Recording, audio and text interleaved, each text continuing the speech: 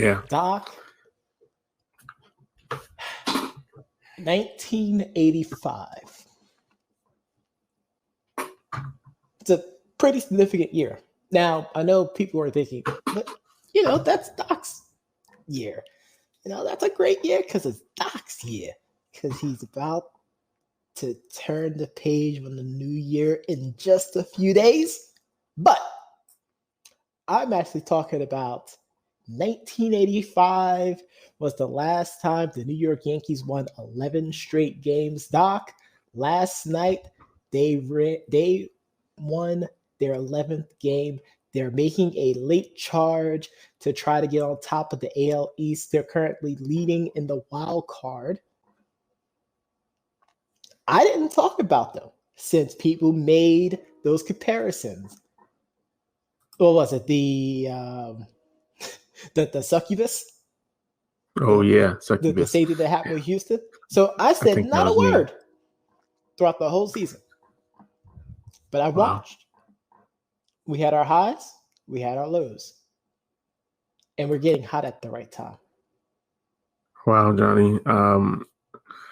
I guess 1985 is the year, and the Yankees must have watched Back to the Future so that they can jump in their DeLorean and go back to a time where they were streaking and had a glow. Okay, folks. Like the Last Dragon. Maybe they went Bruce Leroy with it, right? It seems interesting. 1985. They had the glow, but they had to use the DeLorean to get back in time so that they could have a Pee-wee of an adventure. Mm-hmm. But I'm really happy that my team is. I mean, again, I didn't say a thing. I know you didn't. I let the people say all that stuff. All that stuff. Man. Because Yankee. Someone said the Knicks were back. I said no. You did say that. You did say no. And the same person at the end of the day, the Knicks get good. That means the Yankees have to stink as a result. It sounds like you're talking about nothing but me. This is all me. I am the first John guy, the king of RNG, the troll master, data inline ninja, the conqueror of my own fate, the Terminator, and the cleaner. And always by my side, the infamous, freshly squeezed ponytail Doc Lee's there. How you doing? Doing good, man. Yankees just want to have fun. Oh, Yankees just want to have fun. Yeah, I'm gonna let that one slide. You started with the 1985, man, and I just wanted to carry it home. And make sure you heard when I said Pee-wee's Great Adventure. But no, I'm doing great, man. I'm glad we had some entertaining sporting news, including the Yankees streaking, which is a quiet streak. Not too many people talk about it, but I feel like there's so many baseball games. Different than like the Baltimore Orioles losing 19 straight. That reminds me of another team losing a billion games straight last season. I didn't want to go there, but whoa, you're the only one who's going there. Hey, I thought it would never end. Thank God we didn't lose the rest of our games, but then we wound up with the second pick in the draft, so it was all good. It was all good. But speaking of NBA news, Coach Mike Budenholzer gets the extension after winning the NBA title. He gets a 3-year extension with the Bucks. Wow, I mean, a great man multi-year. Once told me I shouldn't have done it. And I don't think the Bucks should have done it. I get it. So he ties himself to the Bucks through the 2024-2025 season. Obviously, it's deserved. I mean, 3 seasons here. That includes a trip to the Eastern Conference Finals.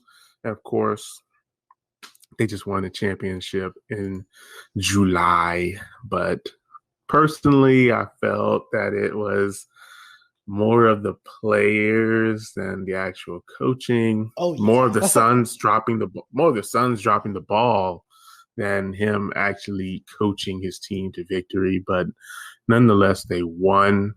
He's 31-17 in the playoffs as the Bucks head coach, and he's 172-65. So it's not that he's a bad coach.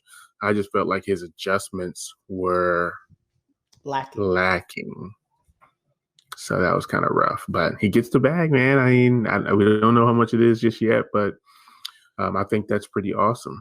Yikes. We'll have to continue to monitor their progress and see how that goes. Absolutely. Speaking of monitoring, let's quickly shift gears to the gridiron. As we had breaking news. A lot of breaking news. There was a trade that happened. I was shocked.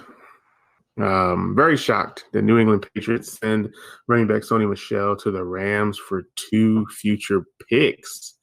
That's so New England of them.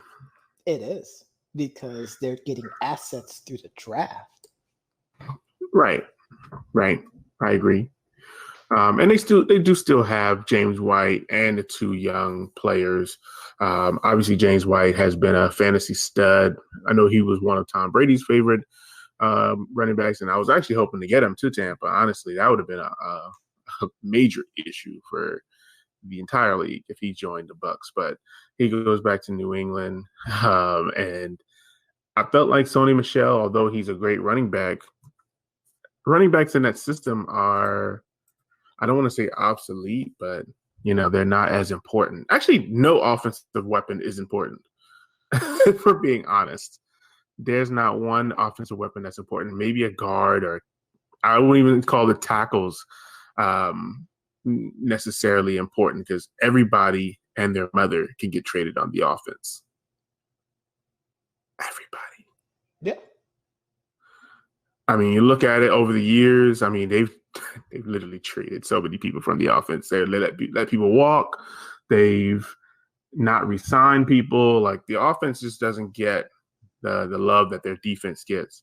I can't think when it comes to the salary cap, but they make it work. I just found a tweet from, and I'll source the person because he's source that person because I had to recheck it. Mm-hmm. Albert Breer stated that the Patriots now have 5 homegrown first-round picks I did see left that on their roster. Mm-hmm. The rest are probably trade and sign. Trades, or maybe undrafted. They might have some undrafted people. They do. But yeah, it's very rare that they keep people. That's crazy. But that's great for them, though. I mean, if they can, pick people up off the waivers and make them good, or make those trades, I mean, I guess that's good. I know, like Daryl Morey always says, who builds through the draft, right? Who wants to do that crap? But that's Daryl Morey, right?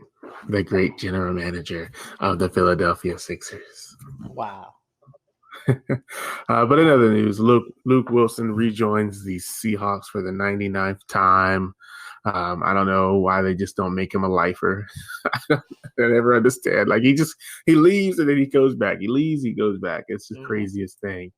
Browns wave famous kicker Cody. Put your head down, Parkey, Mr. Doink himself, and cornerback Robert Jackson, as teams are making their final cuts as the preseason is coming to an end.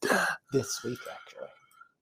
Yeah, I'm looking forward to the season starting. Robbie Anderson from the Carolina Panthers gets a 2-year, $29.5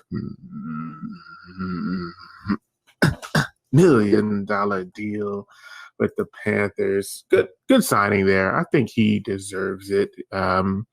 He gets $20 million guaranteed, and this is a la Ian Rappaport. Of course. Undrafted out of is back in training camp for the New York Football Giants, which is pretty big news. That is. I was just going to say, just in regards to Robbie Anderson, undrafted out of Temple. Obviously, he played very well for the Jets. That's how I knew him. Surprised that the Jets let him walk. But they brought him in on a 22-year, $20 million deal, $10 million guaranteed. I guess the Jets didn't want to pay that. Now he gets another raise. So shout out to the Panthers for giving him a chance. But Kyle Rudolph being back is pretty huge as well. Absolutely. Because the Giants probably do really a need review for some of the final cuts, actually. I think that would be a pretty intriguing episode to do. I agree. I think it'll be interesting, especially. Cuts. So I'll say this, and I did see a list, and maybe that's something we could look at tomorrow. Some of the free agents that are still left out there, because there's some pretty big names. Like, I mean, I know he's been going through some quote unquote legal issues, but Richard Sherman still free. Mitchell Schwartz, despite his injuries, still one of the better tackles in the league. He's still free. Olivia Vernon is still free. Keywan Short is still free. So we can definitely look at some of those free agents tomorrow. That might be something good to take a look at, as well as some other news. But the last thing that I see here, and this is a huge one, and that is the Jacksonville Jaguars losing running back Travis Etienne for the 2021 season. He'll be placed on injured reserve. Yes. I don't even know what this is, this Liz Frank injury. Let me just right click and hit Google on that. Oh, wow. That looks like the same place that my foot hurts. So I'm hoping that I don't have that, because that's exactly what my foot pain comes from. So, well, dang. Liz Frank, midfoot injury, obviously is if the bone in the midfoot are broken and ligaments that support that foot are torn. So he's going to have that surgery. Hopefully, you never know. It does say that most surgeries will require about 6 to 12 weeks. So this is a preseason. I think they have that ability to remove the person from the injured reserve, I think around between week 8 to 10. So he may be able to come back, but then again, he'll have to also wear a cast, a walking boot, as well as do physical therapy. So he may have to take it easy. So it is a possibility that he may miss the entire year, which stinks, because I know that Trevor Lawrence is going to need Etienne lining up at running back, lining up at receiver, probably kick returns, whatever they needed him to do. They planned on using him as Percy Harvin-esque. Yep. Which obviously Urban Meyers had Percy Harvin at Florida, but it looks like he's going to have to come up with another plan. But that is the news that we have for today. So you know the deal. I know you heard this show on your favorite podcast platform, but if you didn't, you can always go to our website at www.debateamongstfriends.com. Not only to listen to this episode, but all of the previous. Be sure to tune in Monday through Friday at 4 p.m.